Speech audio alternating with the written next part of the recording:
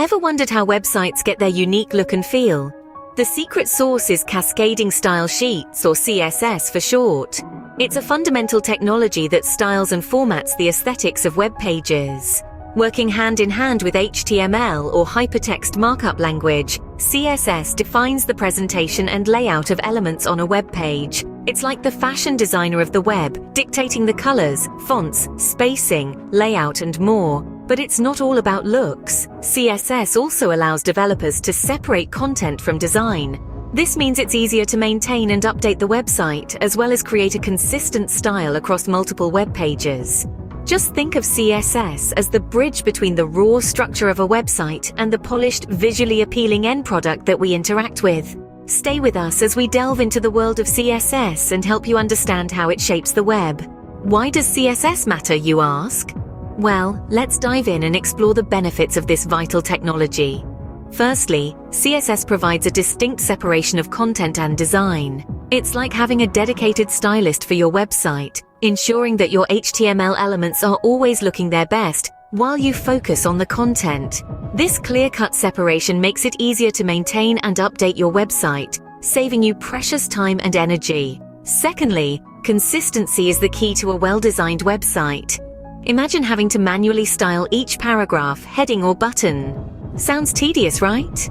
With CSS, you can define styles in a central location, known as a style sheet, ensuring a uniform look and feel across your entire site. It's like magic. Change a style in one place and it cascades across your entire website. Thirdly, CSS offers flexibility and reusability. With it, you can create a style once and apply it to numerous elements. It's like having a wardrobe of styles at your disposal, ready to be mixed and matched to create a unique and compelling web design.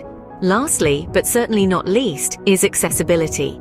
CSS enables responsive design, which ensures your web pages look great on any device, be it a desktop, tablet, or smartphone. In our increasingly digital world, making your website accessible to everyone, regardless of their device, is absolutely crucial. With CSS, the power to craft visually stunning and user-friendly websites lies in your hands. Now let's crack the code. What does CSS look like? Picture this: a set of instructions, each telling a specific part of a web page how to dress up. That's essentially what CSS is. It's a stylist for the web, and it uses a simple language to communicate with HTML elements. At its core, CSS uses a straightforward structure. Each set of instructions, or rule, consists of two parts: a selector and a declaration block. The selector is like the name tag of an HTML element. It tells the CSS rule who it applies to. The declaration block, on the other hand, is a detailed list of styles, wrapped up within curly braces. Let's take an example. Suppose we have a rule for the H1 element. The selector here is H1. The declaration block could include instructions like color, blue, and font size 24px. Each instruction within the block is called a declaration, and it consists of a property, what we're styling, and a value, how we're styling it. The property and value are best mates. They're always seen together, separated by a colon. But what if we want to get more specific with our styling? That's where different types of selectors come in. We can target all elements of a specific type with an element selector like P for all paragraph elements. If we want to style a group of elements that share a common feature, we use a class selector, denoted by a period. For example, a highlight would target all elements with the class highlight. If we have a unique element that needs special styling, we use an ID selector, represented by a hash symbol. For instance, hash main header would target the element with the ID main header. And if we want to get even more specific, we can use attribute selectors or combinators to target elements based on their attributes or their relationships with other elements. As you can see, CSS uses a simple yet powerful syntax to style HTML elements. It might seem overwhelming at first, but with practice, you'll soon be speaking the language of CSS fluently. Selectors, they're the magic wand in our CSS toolkit. They're the ones that determine which elements a style is applied to. So let's get to know some of the most common selectors we have at our disposal. First off, we have the element selector. This fella targets all elements of a specific type. So if you want to style all your paragraphs with a certain font, you'd use the paragraph element selector P, and voila! All your paragraphs will follow suit. Next up is the class selector. It targets elements with a specific class. You define classes in HTML using the class attribute, and in your CSS, you denote them with a dot. So if you have a class called highlight, you'd use highlight in your CSS to style all elements bearing that class. Then we have the ID selector. This one targets a specific element with a unique ID. You assign IDs in HTML using the ID attribute, and in your CSS, you denote them with a hash. So, hash main header would target the element with the ID main header. Remember though, IDs should be unique within a page. Moving on, the attribute selector. It targets elements based on their attributes. For instance, if you want to style all input fields of type text, you'd use as your selector. Last, but by no means least, we have combinators. These clever clogs allow you to combine selectors to target specific relationships between elements. For example, div p targets all paragraph elements that are direct children of a div element. So that's a quick tour of the most common CSS selectors. There's a whole lot more to each of them, and there are other selectors too, but hopefully this gives you a good starting point. And remember, a good grasp of selectors is key to mastering CSS. They're your magic wand, your secret sauce. With them, you can conjure up some truly stunning web pages. So go ahead, experiment with them, and see what magic you can create. So how do we use CSS with HTML? Well, we can apply CSS to HTML in a few different ways.